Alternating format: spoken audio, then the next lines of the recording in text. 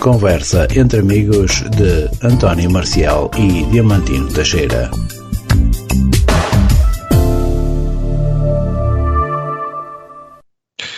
Olá, boa tarde, sejam bem-vindos a mais uma emissão de Entre Amigos, Conversa entre Amigos. Emissão para este sábado 29 de outubro. É verdade, estamos mesmo a finalizar este mês de outubro e, como sempre, nestas emissões, é claro que temos um convidado com quem estamos à conversa. Hoje não é exceção. Pois não, Marcelo? Boa tarde. Boa tarde, Diamantino. Boa tarde aos nossos ouvintes. Boa tarde ao nosso convidado. Exatamente. Hoje, como todos os programas, temos sempre um convidado. E dizer que também, se quiserem, podem também ser convidados do programa Conversa entre Amigos. Para isso, utilizam o nosso e-mail ondanacionalradio@gmail.com, apresentam a sua ideia, o projeto que queiram mostrar aos nossos ouvintes, deixam o seu contacto, depois entramos em contacto consigo. Vamos então, Diamantino, dar as boas tardes ao nosso convidado, depois vamos ouvir uma música que o nosso convidado escolheu e depois, claro, vamos à conversa. Bom, eu conheço, tu também o conheces, mas os ouvintes, alguns também, mas outros nem por isso. Estamos hoje na presença de Roberto Marcos, conheço de outras andanças que para agora não interessa nada, como diz a outra, e por isso, boa tarde, Roberto. Boa tarde. Quem é o Roberto? Obrigado pelo convite e espero que seja uma conversa entre amigos. Roberto Pregaça Marcos, é isso? Não, Pregaça é alcunha. É alcunha. É. O meu nome, a minha mãe pôs Roberto Carlos Rodrigues Marcos. Ei? Carlos. Roberto Carlos. Muito bem. O Pregaça vem do meu tempo de infância, já o meu pai tinha essa alcunha e o meu avô, e pronto, a gente era conhecido lá para a família Pregaça, nos Açores. O Roberto Marcos é dos Açores, Ilha do Faial. Ilha do Faial, mas está no continente há muitos anos. E para continuarmos isto, quem é mesmo o Roberto Marcos então? Olha, Roberto Marcos desde menino foi uma pessoa uma criança naquela altura, que como todas as crianças tinha os seus sonhos e que o destino pregou-lhe uma rasteira e vim acabar aqui no continente por doença, como tu sabes, a doença fiquei invisual e então vim fazer a reabilitação e cá por fora fiquei. Foi uma infância com alguns, naquela altura, meios pequenos, com algum preconceito, eu chamo mais de desentendimento. Pronto, não é desentendimento, falta de entendimento do que era realmente, porque as pessoas tinham aquela ideia que os deficientes visuais eram inferiores e hoje em dia algumas mentes ainda pensam assim. Ainda há. E vim para cá fora porque fiz uma reabilitação e pronto, eu andei à pesca naquela altura até a doença ficar pior, andei à pesca sempre com o meu pai e pronto, tive outras profissões entretanto, mas o que eu gostava era da pesca e entrei e andei muitos anos com o meu pai até à data de vir para o continente. Saíste do Açores com quantos anos? 29. Quer dizer que ainda tens aquela pronúncia açoriana, não é? Não se nota muito. Não, perdi. Mas às vezes as pessoas notam e então eles às vezes dizem que tu és algarvio, coisa assim, porque pois às vezes és algarvio, porque tem ainda certas palavras que as pessoas notam diferença. Por exemplo, a minha colega, uma das minhas colegas de trabalho dizia, quando eu dizia ela dizia, tu dizes E certas terminações de palavras que notavam que... Mas as pessoas, como eu estava cá fora, que a gente chama o termo cá fora, é quando a gente vem das ilhas para o continente. Exato. E então as pessoas, como estava no continente, associavam-me aos algarvios. Roberto, também não é mau, é um bom povo. Qual foi o teu primeiro impacto quando pisaste o aeroporto de Lisboa, quando aterraste aqui no continente? Eu já tinha vindo. Porque vens do Faial, uma ilha pequena, não é? E entras numa cidade grande, com um ambiente totalmente diferente. Como é que foi o teu primeiro impacto com a cidade de Lisboa? Assim, eu já tinha vindo antes de me estabelecer, antes de querer ficar. Já tinha vindo em tratamentos. Pronto, não tem nada. Eu achava isto uma magia. Isto era mágico para mim, o continente. Tanto de carro, para mim, lá a gente não tinha... e ver tanto de carro, tanta luz para uma criança, era espetacular. Quando vim mesmo para... Pronto, isto tem uma história que é... Eu lá na ilha não convivia com pessoas deficientes. Invisíveis, convivia com pessoas ditas normais, ia para as farras e fazia a minha vida quase normal, porque a doença só agravou depois de estar cá fora, depois de estar aqui no continente, mais tarde, muito mais tarde. Aí é que eu fiquei cego. O primeiro impacto doloroso foi quando eu deixei os meus pais, porque eu era um menino protegido, protegiam-me de tudo. Eu acho que isto foi errado, mas agora é que eu penso. Naquela altura sabia-me bem, não é? Meus pais protegiam, faziam quase tudo, não sei o quê. Era um menininho que tinha doença. E foi quando fui para a reabilitação urbana. Isso é que foi doloroso, porque eu entrei numa realidade completamente diferente. Eu lembro-me no primeiro impacto foi quando eu fui apresentado e vi que estava num lar de pessoas totalmente cegas e outras ambliopes e então isso para mim era um mundo novo, porque eu nunca tinha convivido. Olha, essa noite passei mal, chorava, não sei o quê. Ou seja, pensaste assim, amanhã vou embora. Exatamente. E andei, no outro dia só tenho que, depois eu apanhei umas monitoras, pronto, que já estão acostumadas com aquilo.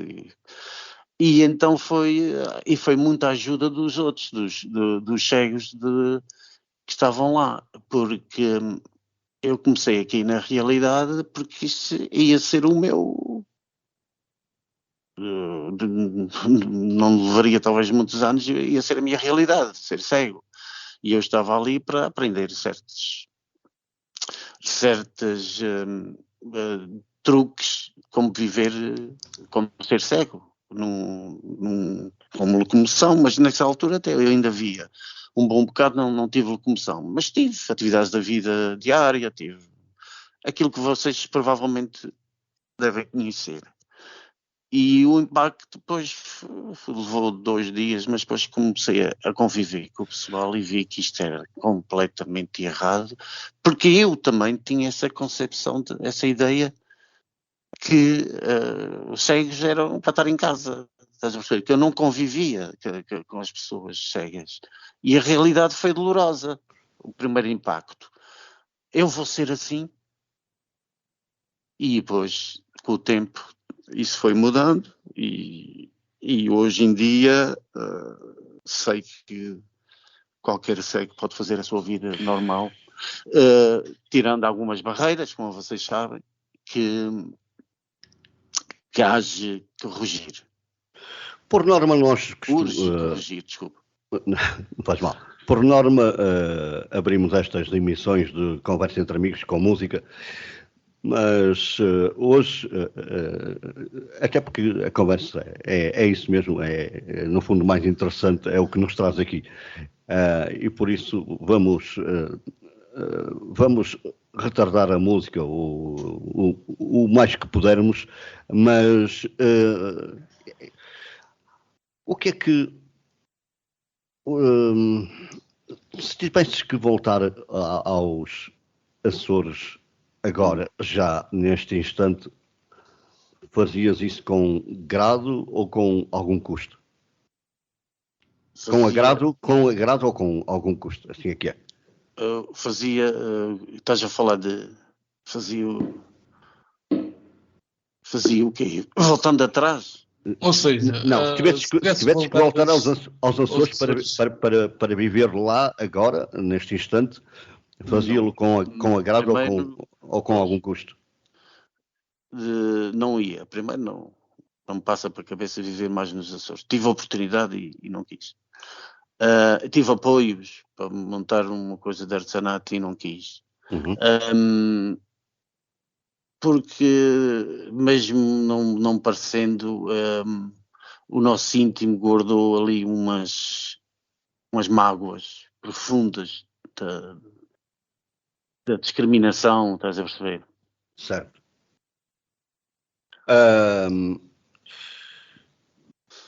E eu não desculpa, Diamantino. Não ia porque, e agora muito menos, eu tenho só lá uma irmã,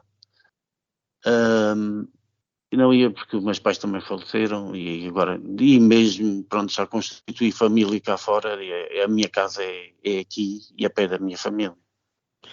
Se existem grandes diferenças, elas existem com certeza, mas são assim tão grandes as diferenças de mentalidade, de cultura entre os açorianos e os continentais neste caso?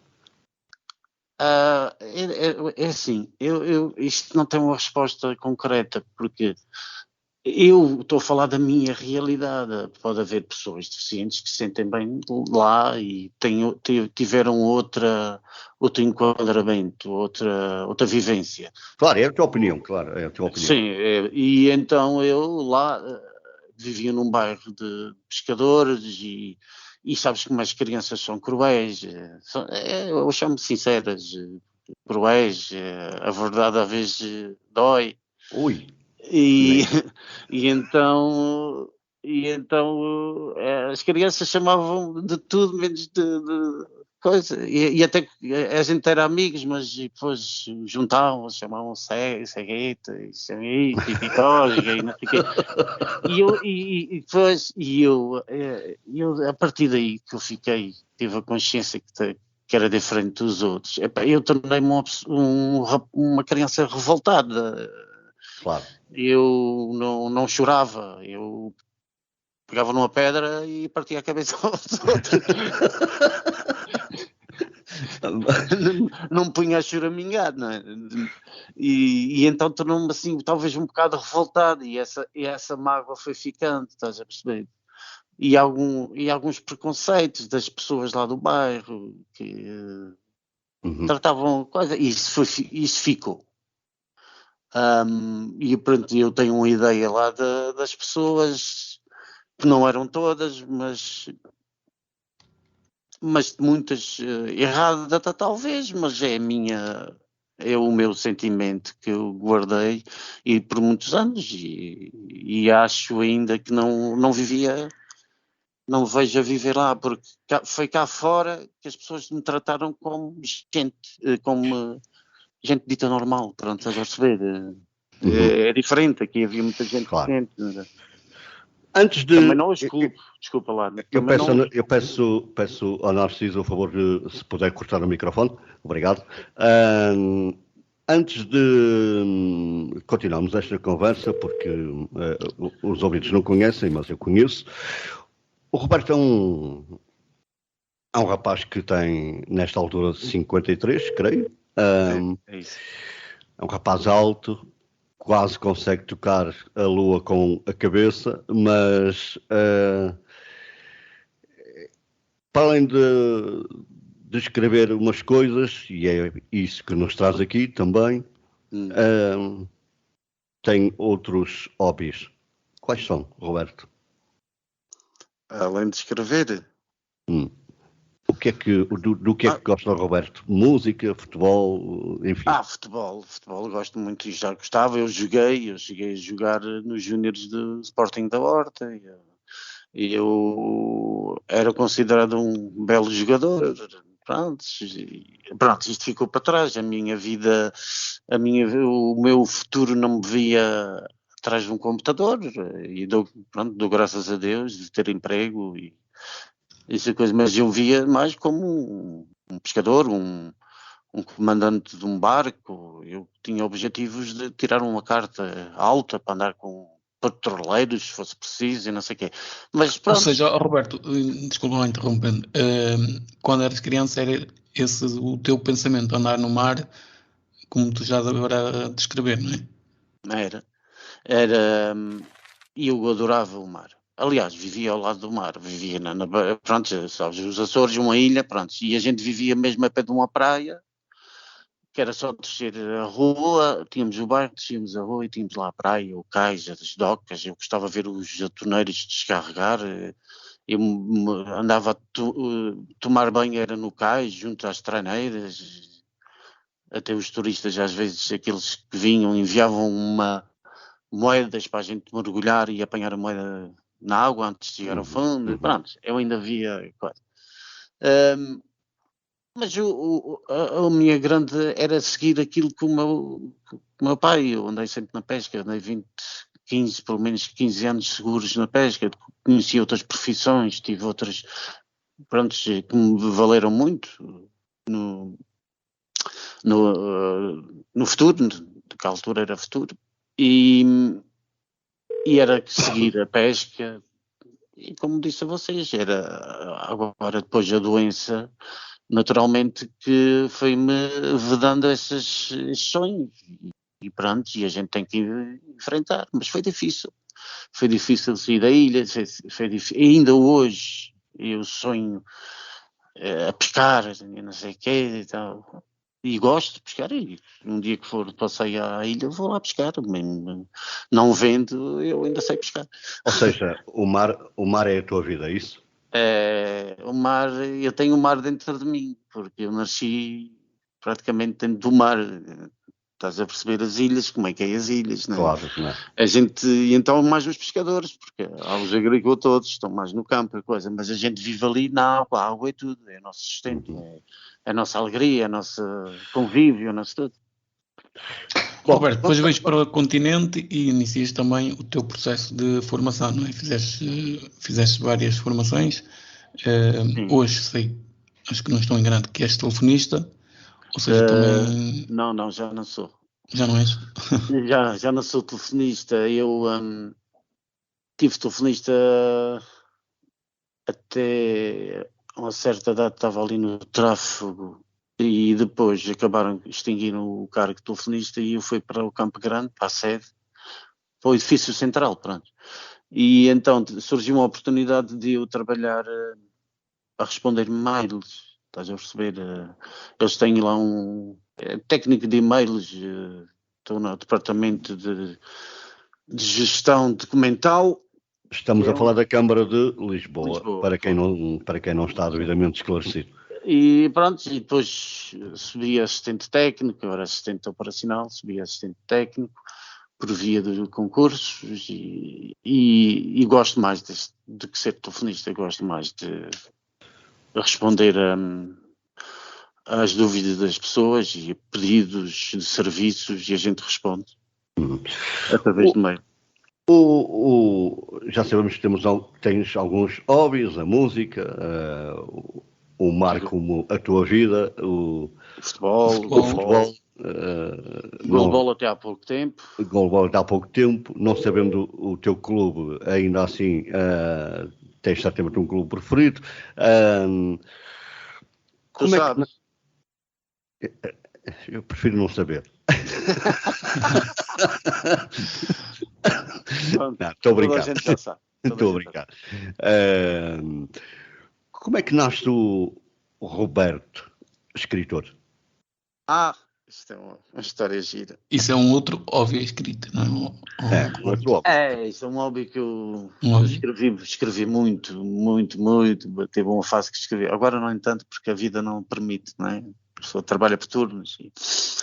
Mas tenho ainda 3 livros já escritos, mas estão ali em banho-maria. Pronto, não... Eu queria publicar livros e publiquei 3. Sem sentido de ser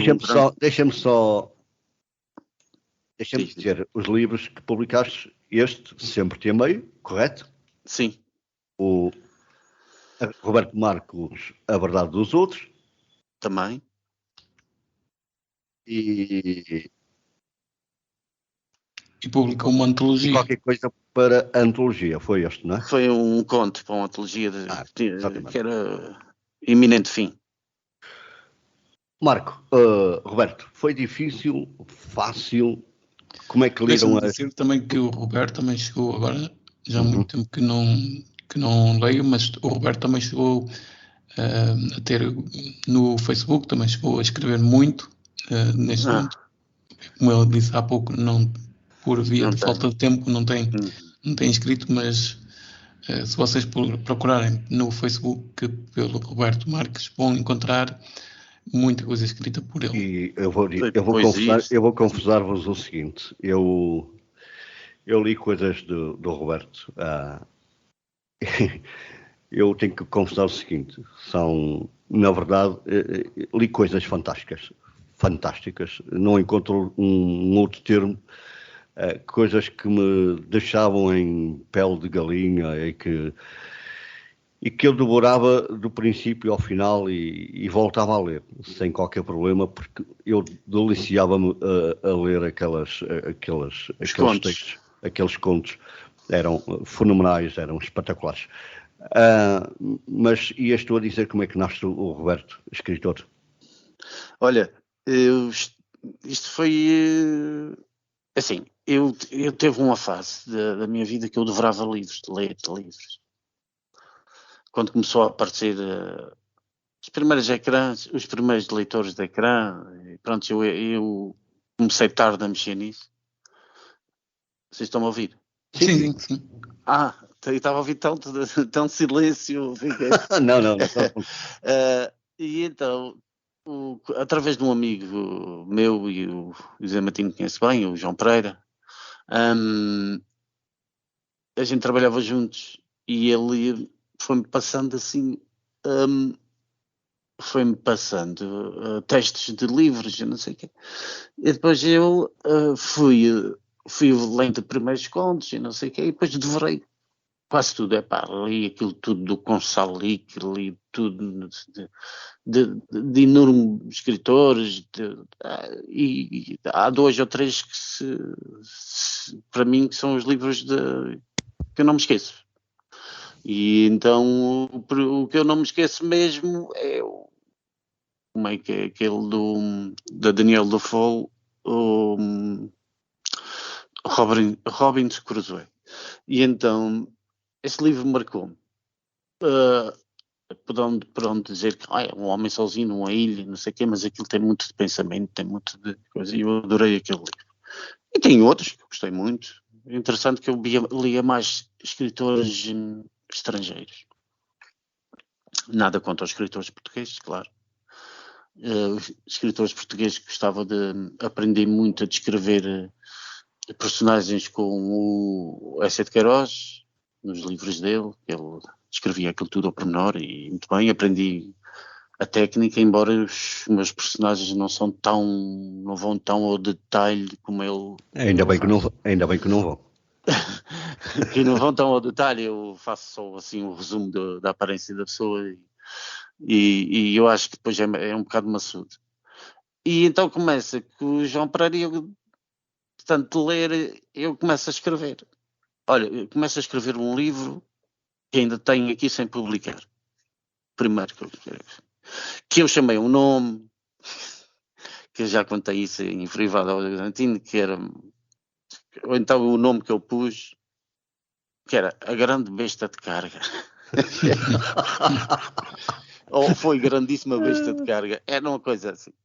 Que hoje chama-se Afinal o Amor Existe. Veja a diferença. Porque à medida que eu estava escrevendo, aquilo a gente vai escrevendo e aquilo vai fluindo das ideias, e o livro às vezes torna-se uma coisa que a gente não idealiza no princípio. A gente quer dar um rumo ao livro. Vou falar um livro daqui de um gajo que seja tão estúpido como uma porta de casa.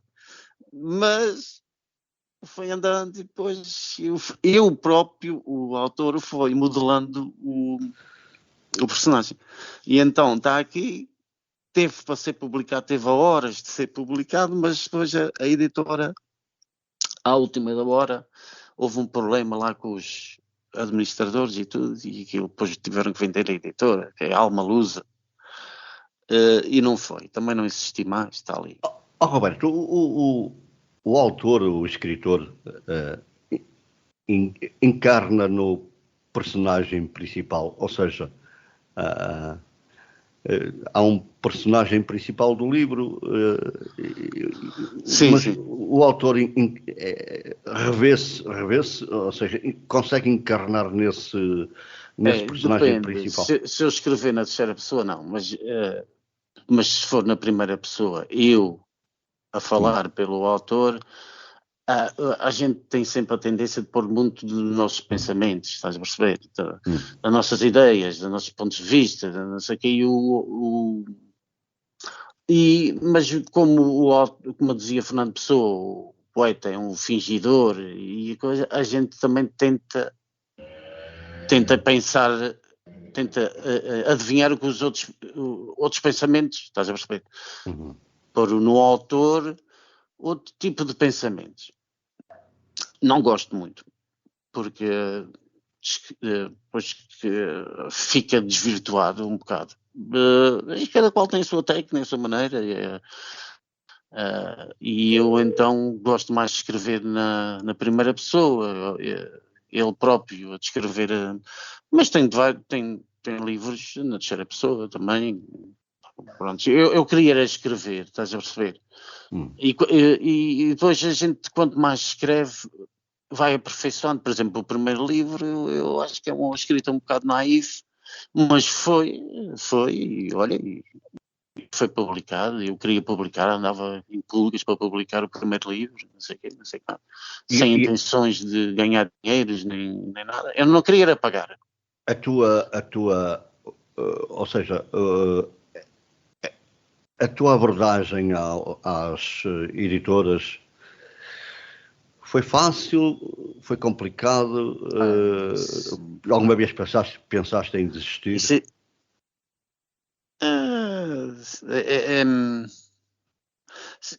Eu, como estava só com a intenção de publicar e mais nada, tanto é que eu publiquei e os livros ficaram lá, e eu não soube se ganhei algum. Se não ganhei nada. Roberto, deixa-me meter aqui uma acha na fogueira, até porque nós já temos tido aqui alguns escritores e o que eles nos dizem é que na sua fase inicial, quando fazem a publicação de um livro, normalmente eles têm que comprar a primeira edição. Ou seja, a editora faz, neste caso, edita 200 livros, eles têm que ficar com os 200 livros. Isto é uma forma... Pronto, é aquilo que tem acontecido com já várias pessoas que passaram por aqui e contam-nos que é essa grande dificuldade que encontram nas editoras. É o caminho. É um dos caminhos. Pronto, isto é uma forma encapotada de pagar a edição. E então, não foi diferente. Encontrei uma editora, sim senhor, publico de graça, mas eu tinha que comprar pelo menos 20, já não me lembro se era 20 livros, não sei o quê. Também, pronto, vendi-os todos, vendi-os. Perdi dinheiro porque ofereci também, não é? Mas pronto, lá foi. E até esse primeiro livro tem uma particularidade que quem escreveu o prefácio foi o Marcelo Rebelo de Sousa, o presidente atual. E tem uma história por trás que é engraçada, mas ele acedeu. Podemos saber essa história? Sim. Vocês lembram-se que o Marcelo Rebelo de Sousa comentava na TVI? Certo. Eu acho que era Judite Sousa, tinha um programa, qualquer coisa de Marcelo e não sei o que. E eu precisava, e eu não vou no mês mais, eu vou logo ao grande. Eu disse, bem, o homem é muito acessível, não sei o quê. E então escrevo para a TVI a dizer se o professor Martel, que gostava que chegasse o professor Martelo. O professor Martelo era os bonecos. O professor Martelo, o professor Marcelo Rebelo de Sousa, não se importava de escrever o prefácio. E então, quando eu, passado uma semana ou duas, deixei lá o meu mail, vejo um mail do professor Marcelo Rebelo de Sousa a dizer que tinha todo o gosto em escrever o prefácio e tal. Qual foi o teu sentimento na hora? Ficaste contente? Pensaste isto é brincadeira? Não. Epá, eu fiquei super feliz e belisquei-me 2 ou 3 vezes para ver se era verdade. Claro. E então ele acedeu, e ele até uma história que ele disse que eu mandasse o livro e depois mandou-me o prefácio escrito e a dizer que leu o livro e fez o prefácio numa viagem para o Brasil. Que ainda te deixou mais contente, não é? O homem não se esqueceu. E só não ia ao meu lançamento do livro porque estava no Brasil. Ou seja, esse livro tu chegaste a publicar. Está publicado. Foi editado pela Corpus Editora. E qual foi o livro que ele escreveu o prefácio já agora? Sempre Te Amei. Foi o primeiro. Sempre Te Amei. Ok. Roberto, Roberto, vou aproveitar para te fazer a pergunta. Vai, sim. Quando escreves um livro, qual é o público que tu procuras? O público jovem, público menos jovem, ou não tens qualquer preferência? Não me preocupo com nada. Eu escrevo o que a minha mente me dita, mediante um pensamento ou uma ideia que eu tenho para o livro, e o livro não está concebido só por pensamento. O livro é uma ideia, um ponto de partida. Ou seja, não tens um público, não tens um álbum a atingir, não é? Não tens um público. É o que me surge e que eu acho que dá uma boa história, e então a história começa assim e depois uma pessoa não tem que pensar em meios, nem em fins, depois vou escrevendo e aquilo vai fluindo. E chega até a pontos, não sei se os escritores, quase todos os escritores devem ter a mesma coisa, chegam a um ponto de uma encruzilhada que é assim: criamos um enredo, criamos um não sei o quê, e agora? E agora? Agora a gente depois tem que, daí por diante, temos que imaginar, ser imaginativos e continuar, e depois alimentar aquelas histórias intercruzadas, e a gente tem que às vezes fazer uma pausa para depois refletir e depois continuar.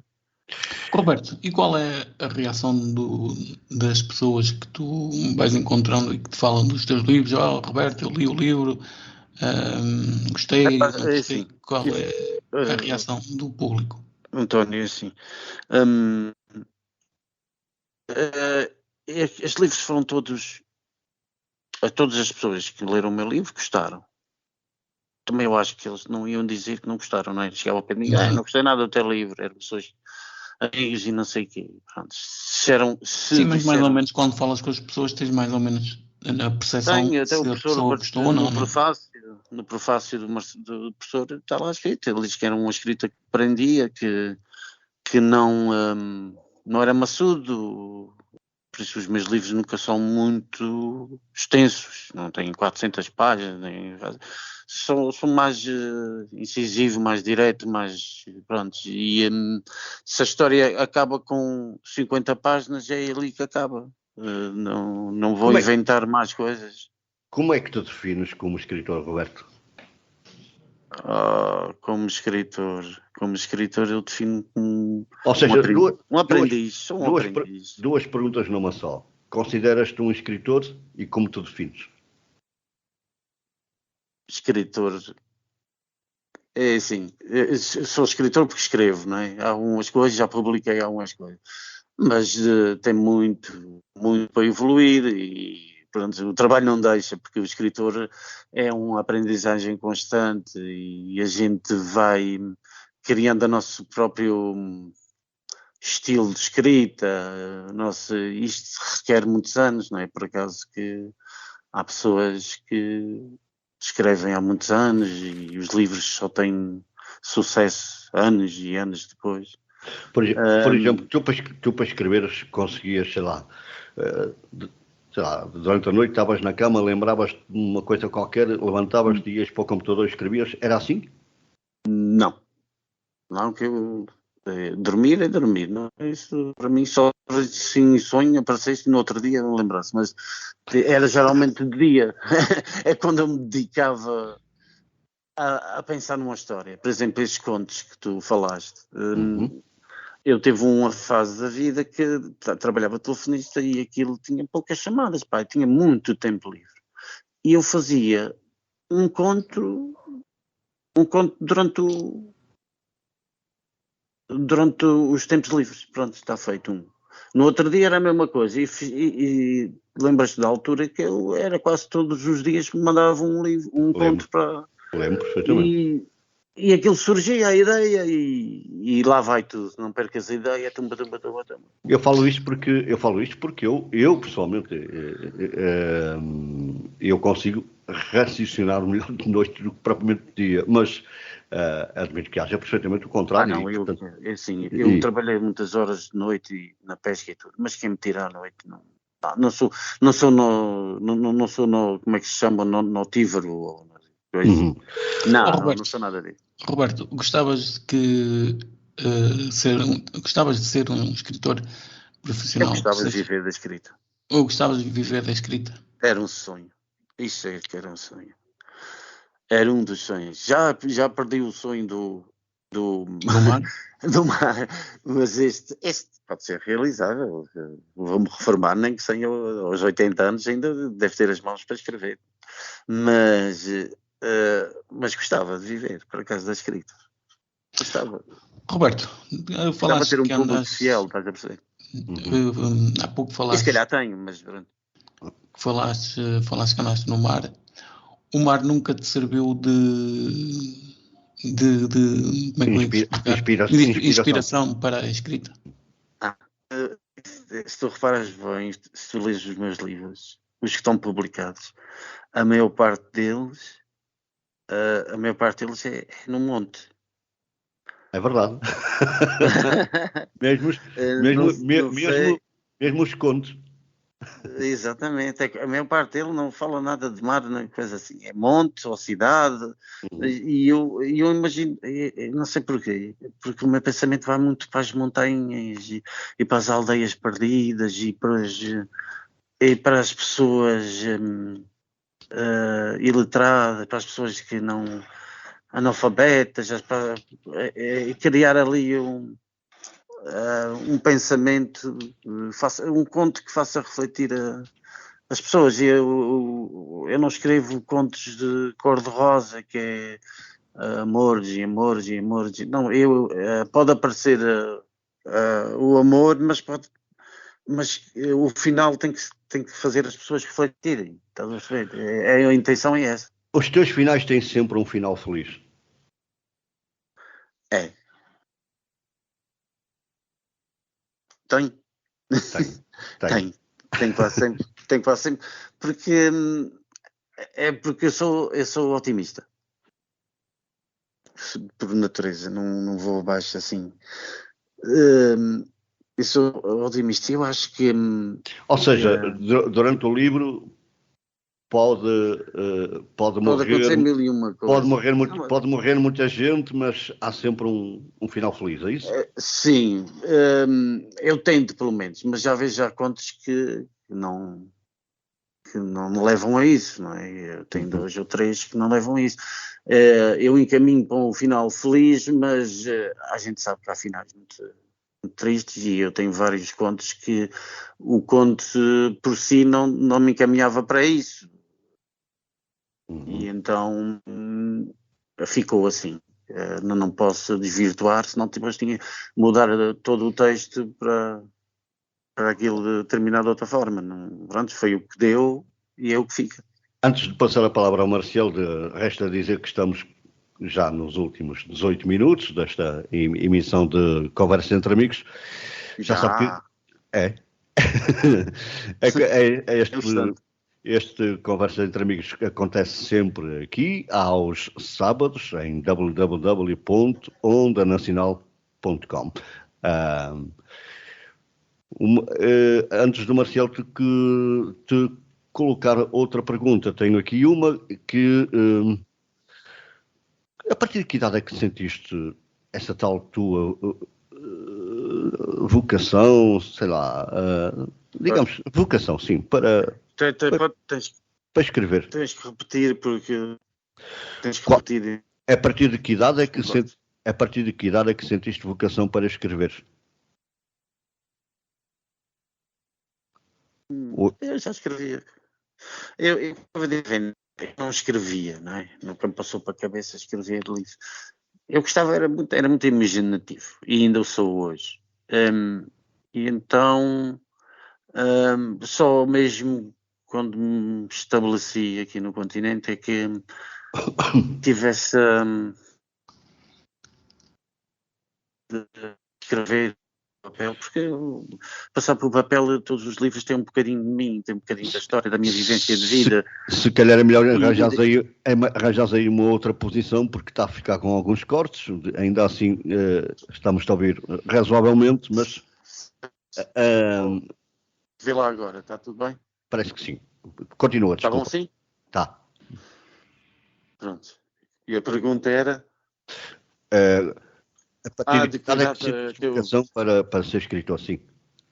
Sim, eu então foi mesmo quando já aqui fora tenho uma pessoa muito imaginativa, e depois de começar a ler e ver mais ou menos as técnicas das pessoas, é que pus a minha imaginação para o papel, porque sempre fui muito imaginativo, e então foi tarde, mas foi aos 20, 30 anos. Ou seja, Roberto, para escrever, diria eu, nunca é tarde, não é? Há sempre, não é? Não.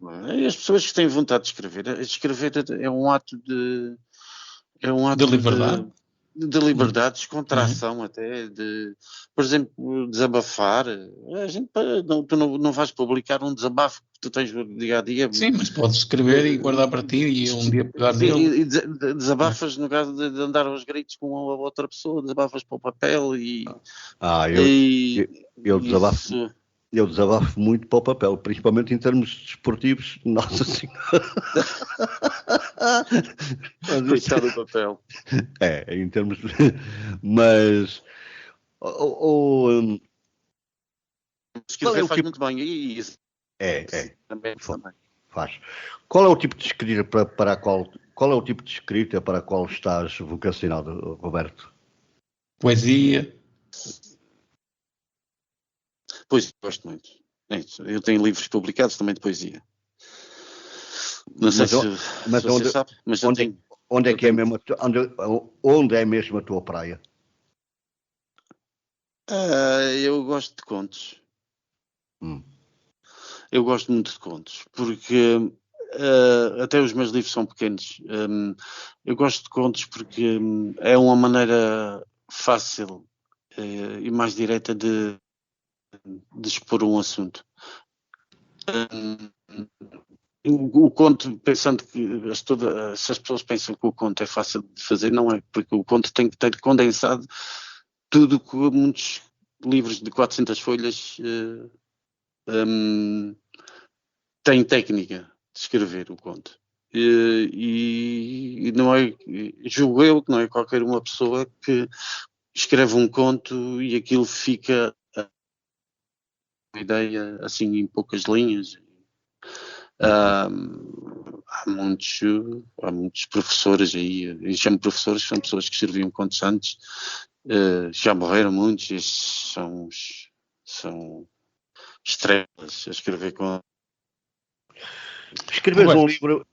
Já então, diz António. é uma maneira Diz Roberto, há o Cristiano para o futebol.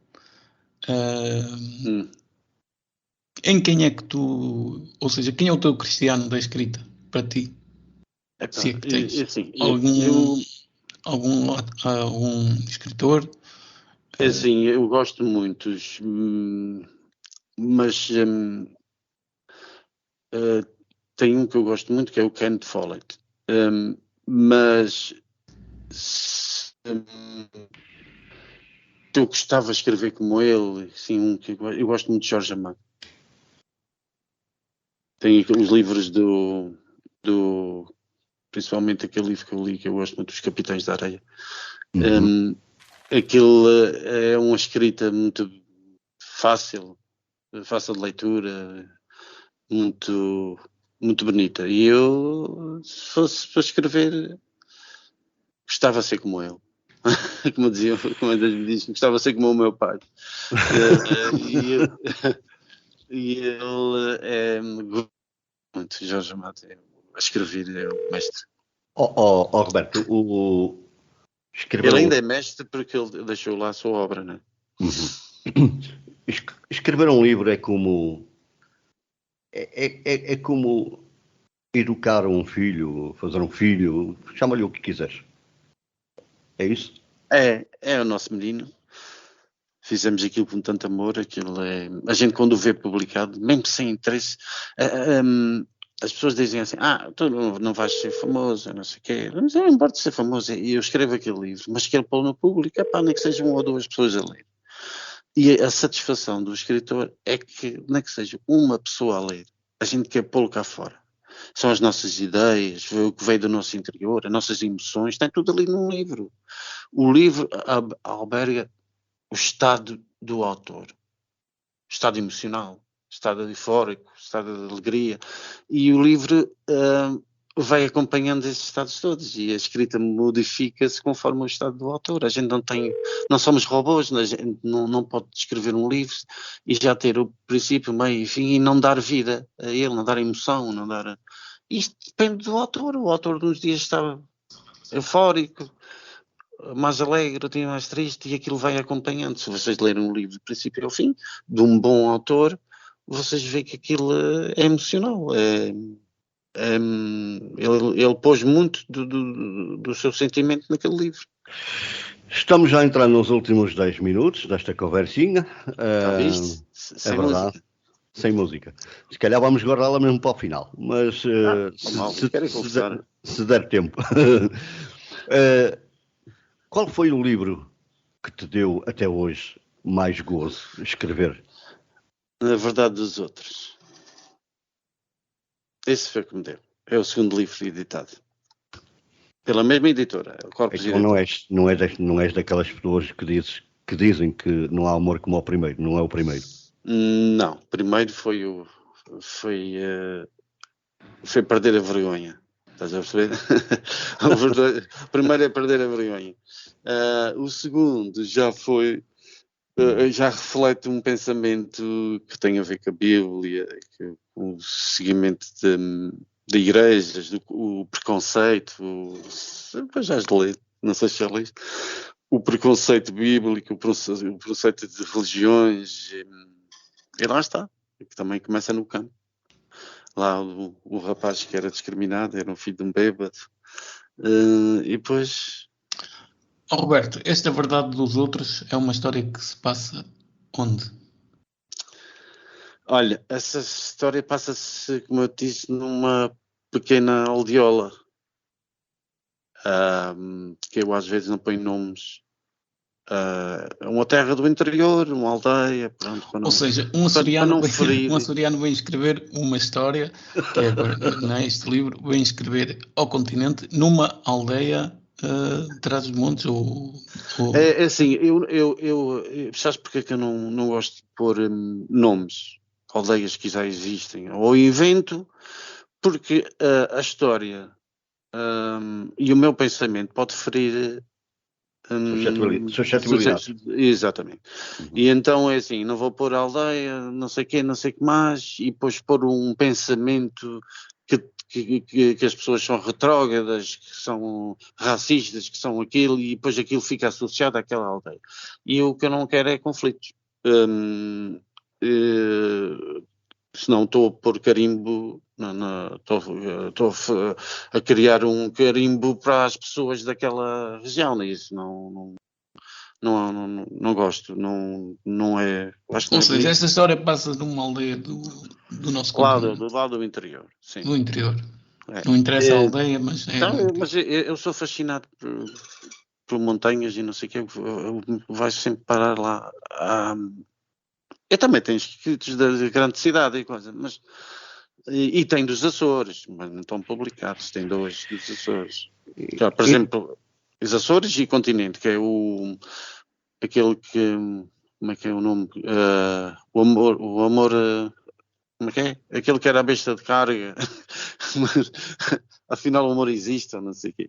E esse também tem a ver com um barco de cargas que vai, chamado Gávea, que vai desde do continente para os Açores, com carregamento, vai carregar gado. Naquela altura o gado era carregado nos perões. Não havia contentores, era pessoas que amarravam o gado nos perões. E depois tem uma história no meio que eu acho gira, por isso é que publiquei. Roberto, Publiquei não, escrevi. Roberto, o que é que está digamos, no forno? Tem tantas ideias. Olha, eu gostava daqueles contos todos que tu leste. Eu gostava de criar um livro com aqueles contos todos. Mas é assim, eu criar um livro assim, mas com uma editora que valesse a pena, que me apoiasse, uma editora decente, porque a gente sabe que as editoras aí até escrevem blocos de faturas, se for preciso. Mandas um bloco de faturas lá e eles editam aquilo logo que tu pagares. Claro, evidentemente. E eu não quero isso. Eu queria que uma editora me editasse porque gosta daquilo que eu escrevo. São poucas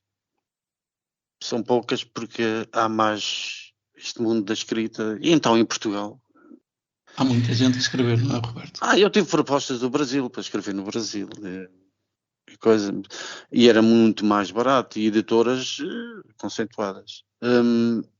Mas depois é assim, eu dou prioridade à minha família. E não vou desviar dinheiro para um sonho pessoal por enquanto. Estou cá vivo. Se Deus quiser, vou ter muitos anos pela frente. E o sonho não esmerece. Tem sempre a luzinha acesa.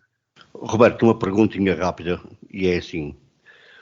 Um personagem que pode ser político, do desporto, da religião, da arte, da escrita, com quem uma personalidade que mas isso já... com quem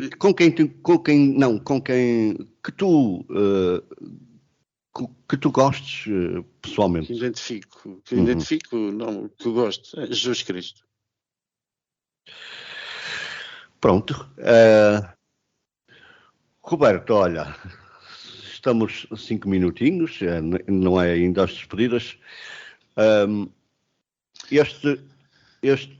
Eu não sei se queres acrescentar alguma coisa ao que já tens vindo a dizer. Eu só um momentozinho que eu queria só dizer a vocês que estou muito grato pelo convite e espero que a vossa rádio aumente os ouvintes e que vocês tenham muito sucesso no futuro. Roberto, uma pergunta. Se algum dos nossos ouvintes quiser comprar um livro, onde é que pode comprar, onde é que pode encontrar um dos teus livros? Ou terá que ser em contacto pessoal contigo através das tuas redes sociais? Assim, se quiserem o livro, tem que ser mais por mando, porque eu sou um bagunceiro às vezes no computador e ponho lá as coisas, as ligações e as coisas todas, e depois já ando à procura. Se vocês deixarem um mail, se quem quiser, depois eu indico onde é que tem o livro, porque a maior parte deles até já passou o prazo de contrato, aquilo tem um contrato de 2 anos e não sei o quê, mas as editoras fazem sempre por encomenda. Pronto, isso eu indico, não há problema nenhum. Roberto, tu no teu dia a dia és uma pessoa organizada ou não estás nem aí? Não, sou muito organizado. Aliás, uma pessoa visual, se não for organizada, está tramada, entre aspas. Desculpa lá o termo. Não. Porque a gente tem que ter as coisas organizadinhas, porque a gente tem que saber onde é que estão as coisas, tem que saber. E eu acho que um invisual, a primeira premissa que deve ter é a organização. O que é que tu queres, por último? Ainda tens 2 minutinhos mais ou menos. O que é que tu gostarias de dizer aos ouvintes da Onda Nacional? 1 minuto e 20, ok. 1 minuto e 20. Olha, eu posso dizer aos ouvintes da Onda Nacional que foi um prazer estar aqui com o Maciel e com Marcial e o Diamantino. E se quiserem seguir as minhas redes sociais, é fácil, é só procurar Roberto Marcos nos Facebooks. Saber das minhas publicações, podem mandar um mail para robertocarlos170@gmail.com e são muito bem-vindos. E podemos trocar ideias, ou alguém que quiser estar interessado em publicar. Eu tenho 3 livros para publicar. Ficam então aqui as despedidas. Marcial, um grande abraço. Roberto, um grande abraço. Vamos voltar para a semana para mais um Conversa entre Amigos. Até lá, façam o favor de serem felizes e de fazer alguém. Conversa entre Amigos de António Marcial e Diamantino Teixeira.